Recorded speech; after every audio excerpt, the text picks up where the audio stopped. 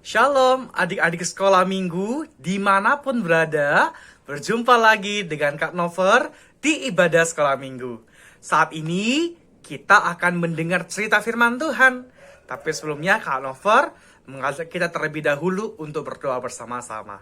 Mari kita berdoa. Tuhan Yesus, kami bersyukur di hari ini kami dapat kembali berkumpul di rumah Tuhan. Dan sebentar lagi Tuhan kami akan mendengar firman-Mu. Mohon Roh Kudus Tuhan mendiami hati kami. Sehingga Tuhan kami dapat memahami serta firman Tuhan yang akan kami dengarkan. Dalam nama Tuhan Yesus kami berdoa dan kami telah siap mendengar firman Tuhan di hari ini. Amin. Adik-adik yang terkasih, firman Tuhan kepada kita hari ini terambil dari kitab Yeremia pasal yang ke-29, ayat yang ke-10 sampai dengan ayat yang ke-14. Sekali lagi, kitab Yeremia pasal yang ke-29, ayat yang ke-10 sampai dengan ayat yang ke-14. Nah, Kak Novel akan membacakannya. Adik-adik di rumah dapat mengikutinya sambil membuka Alkitabnya. Beginilah firman Tuhan. Sebab beginilah firman Tuhan, apabila telah genap 70 tahun bagi Babel, barulah aku memperhatikan kamu. Aku akan menepati janjiku itu kepadamu dengan mengembalikan kamu ke tempat ini. Sebab aku ini mengetahui rancangan-rancangan apa yang ada padaku mengenai kamu. Demikianlah firman Tuhan, yaitu rancangan damai sejahtera dan bukan rancangan kecelakaan, untuk memberikan kepadamu hari depan yang penuh harapan. Dan apabila kamu berseru dan datang untuk berdoa kepadaku, maka aku akan mendengarkan kamu. Apabila kamu mencari aku, kamu akan menemukan aku. Apabila kamu menanyakan aku dengan segenap hatimu, aku akan memberi kamu menemukan aku. Demikianlah firman Tuhan, dan aku akan memulihkan keadaanmu, dan akan mengumpulkan kamu dari antara segala bangsa, dan dari segala tempat kemana kamu telah kucerai-beraikan. Demikianlah firman Tuhan, dan aku akan mengembalikan kamu ke tempat yang dari mana aku telah membuang kamu. Demikianlah firman Tuhan. Adik-adik, selamat pagi semuanya, shalom. Apa kabar? Ada sukacita? Wah, luar biasa. Nah, adik-adik yang terkasih, yang pertama sebelum kita mendengar firman Tuhan hari ini, Bang Nover mengucapkan selamat ulang tahun untuk Komisi Pelayanan Anak BNKP. Hari ini kita semua anak-anak sekolah minggu BNKP merayakan ulang tahun yang ke-48 tahun. Sungguh sebuah sukacita, kita mengucapkan syukur untuk pertolongan Tuhan yang luar biasa untuk sekolah minggu kita di BNKP. Harapannya anak-anak sekolah minggu, guru-guru sekolah minggu, orang tua anak sekolah minggu semakin menjadi berkat, kita bersatu dan kita melayani bersama-sama seperti visi BNKP. Nah, adik-adik yang terkasih, sekarang kita akan masuk mendengar cerita firman Tuhan hari ini. Bang Novel mau bertanya, kira-kira siapa di sini yang pernah atau mempunyai sebuah rencana? Ada? Rencana jalan-jalan minggu depan? Ada? Wah, luar biasa. Atau adakah yang memiliki rencana atau cita-cita untuk masa depan? Ada? Siapa di sini yang mau jadi dokter? Wah, mantap. Jadi polisi ada? Luar biasa. Ada yang menjadi pendeta? Atau ada yang menjadi guru sekolah minggu? Wah, luar biasa. Tentunya rencana-rencana itu kita pikirkan, kita rencanakan tentunya untuk masa depan kita yang lebih baik. Nah, adik-adik, kalau kita saja, anak-anak sekolah minggu, orang tua, guru-guru sekolah minggu memiliki rencana yang baik untuk hidup kita, apalagi dengan Tuhan Allah. Tuhan Allah memiliki rencana yang luar biasa di dalam kehidupan kita. Kenapa? Karena Dia tahu bagaimana, seperti apa masa depan yang terbaik bagi kehidupan kita. Tetapi sebelum kita sampai di sana, kita akan belajar kira-kira kenapa Tuhan bisa mengetahui masa depan kita dan kenapa kita harus berseru kepada Tuhan untuk masa depan atau rencana-rencana yang telah kita pikirkan. Kita akan belajar dari kisah Alkitab yang telah kita baca barusan. Nah, adik-adik semuanya, kitab yang telah kita baca tadi adalah surat yang diberikan oleh Nabi Yeremia kepada bangsa Israel yang sedang berada di pembuangan di tanah Babel. Adik-adik yang terkasih, bangsa Israel diperbudak, dibuang oleh Tuhan, oleh Tuhan di tanah Babel. Mereka dihukum oleh Allah. Kenapa mereka dihukum oleh Allah, adik-adik semuanya? Mereka ternyata bangsa Israel tidak taat kepada Tuhan. Mereka tidak mau turut apa yang Tuhan kehendaki kepada mereka.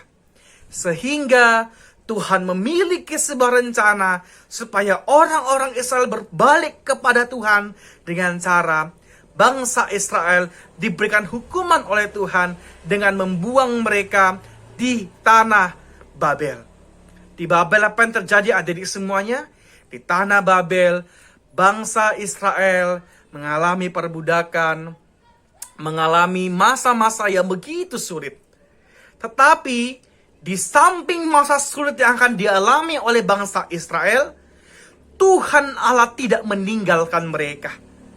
Tapi justru Tuhan Allah memberikan janji kepada bangsa Israel, dan itu disampaikan kepada Nabi Yeremia, yang nantinya Nabi Yeremia akan menyampaikan kepada bangsa Israel. Kira-kira apa janji Tuhan kepada mereka? Janji Tuhan kepada bangsa Israel yang sudah kita baca tadi di ayat yang ke-10. Apa dikatakan di sana? Bahwa setelah nanti genap 70 tahun mereka tinggal di Babel, maka Allah berjanji akan memulihkan bangsa Israel. Pemulihannya seperti apa? Mereka akan kembali merdeka. Mereka akan kembali ke tanah yang Tuhan telah janjikan kepada mereka, yaitu di Yerusalem. Tetapi adik-adik semuanya, Tuhan melakukan itu kepada mereka, membuang mereka ke tanah Babel, bukan karena Tuhan tidak sayang kepada mereka. Tetapi justru Tuhan membuang mereka ke sana karena Tuhan benar-benar mencintai dan mengasihi mereka. Oleh karena itu, kita dibaca di ayat yang ke-11 sampai katakan oleh Tuhan, Tuhan mengetahui rancangan apa yang telah disiapkan kepada bangsa Israel. Tuhan Allah mengetahui apa yang terbaik kepada bangsa Israel. Oleh karena itu, bahwa yang terbaik yang diberikan oleh Tuhan melahirkan damai sejahtera. Setiap rencana-rencana yang diberikan oleh Tuhan memberikan damai sejahtera kepada bangsa Israel, dan mereka pun memiliki masa depan yang penuh harapan bersama dengan Tuhan Allah.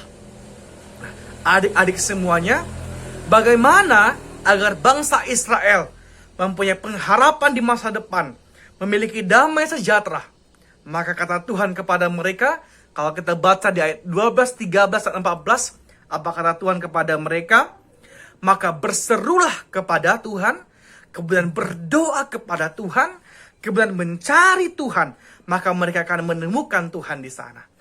Maka adik-adik semuanya, janji Tuhan ketika mereka setia kepada Tuhan, ketika mereka mencari Tuhan, ketika mereka berdoa kepada Tuhan, maka di ayat berikutnya apa dikatakan oleh Tuhan?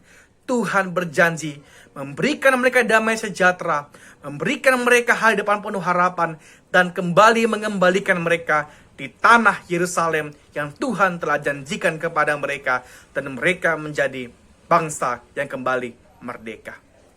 Adik-adik yang terkasih dalam Kristus Yesus, ternyata masa sulit yang Tuhan buat kepada mereka itu bukanlah tanda Tuhan tidak mencintai mereka. Tetapi rencana Tuhan itu dibuat agar bangsa Israel kembali kepada Tuhan, kembali percaya kepada Allah, sehingga dalam hidup mereka, mereka hanya mengandalkan Tuhan. Dan di balik itu ada damai sejahtera yang penuh dengan harapan Tuhan berikan kepada mereka. Allah Maha Tahu yang terbaik bagi bangsa Israel yang sebagai bangsa pilihannya. Adik-adik yang terkasih, kira-kira apakah yang menjadi pesan firman Tuhan kepada kita hari ini? Yang pertama adalah Tuhan Allah mengetahui rencana yang terbaik bagi kehidupan kita. Yang tadi mungkin ada adik-adik yang punya rencana mau jadi dokter, mau jadi polisi, mau jadi pendeta, mau jadi apapun. Apapun rencana yang kita telah siapkan dalam hidup kita, Allah memberikan yang terbaik kepada kita. Kalau bangsa Israel, mereka harus berseru kepada Tuhan dan berdoa kepada Tuhan. Demikian juga dengan kita. Bagaimana agar rencana-rencana itu dapat terwujud? Bagaimana rencana-rencana itu adalah rencana yang terbaik diberikan oleh Tuhan? Maka cara selanjutnya yang harus kita lakukan adalah kita berseru kepada Tuhan. Dengan cara apa? Berdoa, meminta, memohon kepada Tuhan. Karena apa? Karena Dia mengetahui segala sesuatu rencana yang baik dalam kehidupan kita. Adik-adik yang terkasih, oleh karena itu, mulai hari ini, apapun yang menjadi rencanamu, apapun yang menjadi pergumulanmu, apapun yang menjadi harapanmu, ingat, berseru kepada Tuhan, karena Dia tahu memberikan yang terbaik bagi kita. Dan yang diberikannya kepada kita adalah rancangan yang penuh dengan damai sejahtera dan penuh dengan harapan. Oleh karena itu, langkah yang harus dilakukan adalah berseru, memohon kepada Tuhan lewat doa kepadanya. Selain berdoa ada di semuanya, kalau kita baca di ayat yang sebelumnya di atas, di pasal 29, maka bangsa Israel harus mengusahakan tempat di mana mereka berada. Demikian juga dengan kita. Untuk menggapai cita-cita kita, maka kita juga harus berusaha mulai hari ini. Dengan cara apa? Berdoa kepada Tuhan, belajar sungguh-sungguh, mempersiapkan diri untuk menyambut berkat, untuk menyambut hari depan yang Tuhan telah berikan. Oleh sebab itu ada di semuanya, mulai hari ini, Kak Nover mengajak kita, firman Tuhan mengajak kita untuk percaya kepada Tuhan Yesus, bahwa Tuhan Yesus memberikan kepada kita hari depan yang penuh dengan harapan. Seperti ayat hafalan kita yang terambil dari Yeremia pasal yang ke-29 ayat yang ke-11. Yeremia pasal 29 ayat yang ke-11, begini firman Tuhan, sebab aku ini mengetahui rancangan-rancangan apa yang ada padaku mengenai kamu. Demikianlah firman Tuhan, yaitu rancangan damai sejahtera dan bukan rancangan kecelakaan, untuk memberikan kepadamu hari depan yang penuh dengan harapan. Oleh karena itu, rencana Tuhan bukan rencana kecelakaan, tapi rencana Tuhan adalah rencana damai sejahtera dan yang penuh dengan harapan. Oleh karena itu, taatlah pada proses yang Tuhan siapkan untuk masing-masing kita. Demikian firman Tuhan, Roh Kudus akan menolong kita untuk lebih memahami firman Tuhan hari ini. Kita kembali berdoa. Terima kasih ya Tuhan untuk firman-Mu kepada kami hari ini. Mengajarkan setiap kami bahwa kami tetap percaya kepada Tuhan, bahwa rancangan yang Tuhan telah siapkan bagi kami adalah rancangan yang penuh dengan damai sejahtera. Bukan rancangan kecelakaan, tapi rancangan yang memberikan hari depan yang penuh dengan harapan. Terima kasih ya Tuhan, bila firman-Mu akan kami terus ingat sampai kapanpun. Amin.